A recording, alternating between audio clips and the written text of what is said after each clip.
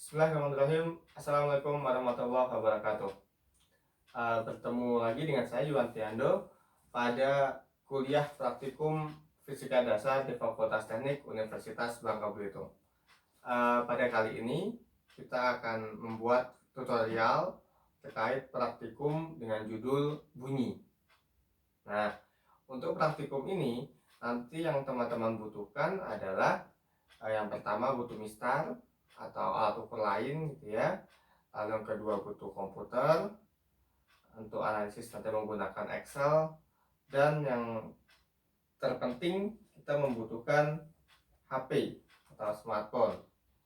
Nah, di sini jika memungkinkan saran saya menggunakan dua HP karena nanti satu akan bertindak sebagai sumber bunyi dan satunya sebagai detektor bunyi. Tapi jika teman-teman ternyata cuma hanya ada satu HP, maka juga bisa satunya sumber bunyinya bisa menggunakan laptop atau sumber bunyi lain.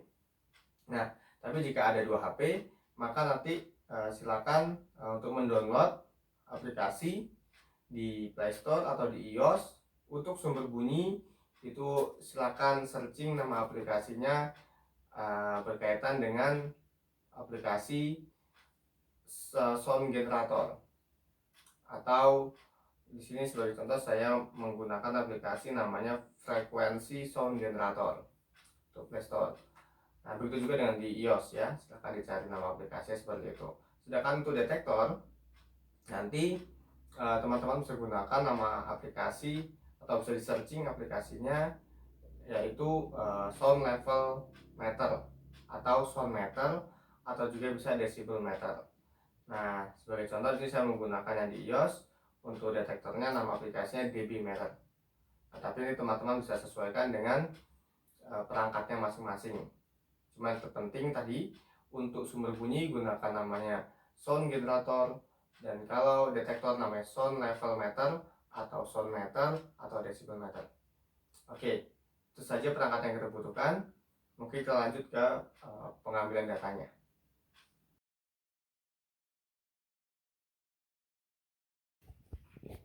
Oke, ini adalah tahapan pengambilan data pada praktikum ini.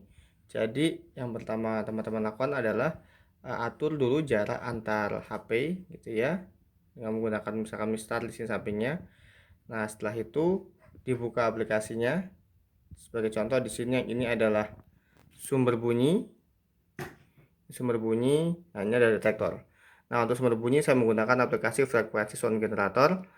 Jadi kalau misalkan kita nyalakan seperti ini dia, dan ini adalah pengaturan frekuensinya. Ini bebas saja pengaturannya.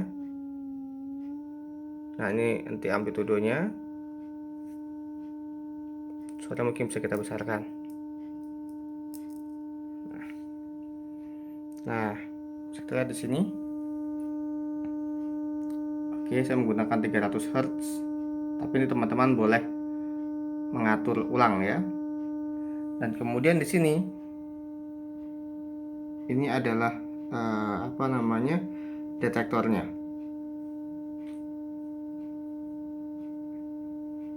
Oke, tampak 67 desibel. Tapi nanti ketika praktikum harus sehening mungkin supaya tidak mengganggu atau memunculkan ada noise. Nah, jika sudah dapat datanya, nanti jaraknya bisa diubah. Misalkan saya mundurkan gitu ya, jadi 10 cm. Nah, maka tampak bahwa desibelnya menurun. Oke.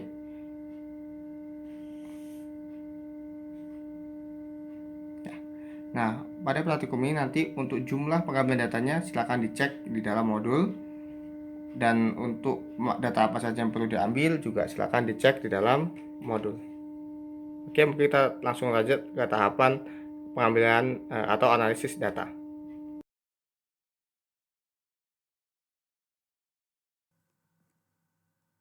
Oke, kita masuk ke tahapan analisis data untuk praktikum bunyi. Nah, jadi nanti jika teman-teman sudah mengambil datanya itu disalin ke dalam Excel. Nah, ini sebagai contoh, ini adalah data yang saya ambil pada praktikum bunyi ya. Jadi saya mengukur bunyi pada jarak 5, 10, 15, 20, 25, dan 30. Nah, untuk apa saja yang selain ini yang dibutuhkan nanti dicek di modul ya. Nah, pada jarak 5 saya mendapat desibel segini, 10 sekian, dan seterusnya. Sampai 30 saya dapat 58 desibel. Nah, untuk analisis yang kita lakukan adalah kita membandingkan antara teori dengan atau membandingkan yang terukur dengan yang menggunakan perhitungan.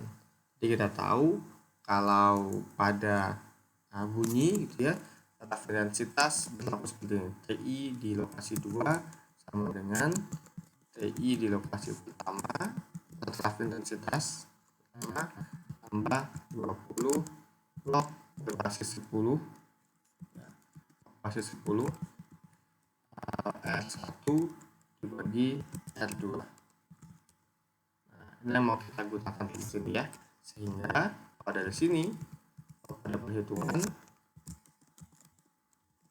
kita gunakan 5 cm ini sebagai dasar kita atau TI satunya ya. Jadi sama dengan 74 tambah 20 log berbasis 10 R1 berarti posisinya 5 dibagi atau saja 5 untuk memudahkan pengetikan codingnya, 5 dibagi dengan R2. Nah, R2 berarti 5 ya. Sudah kita enter. Oke, sebentar.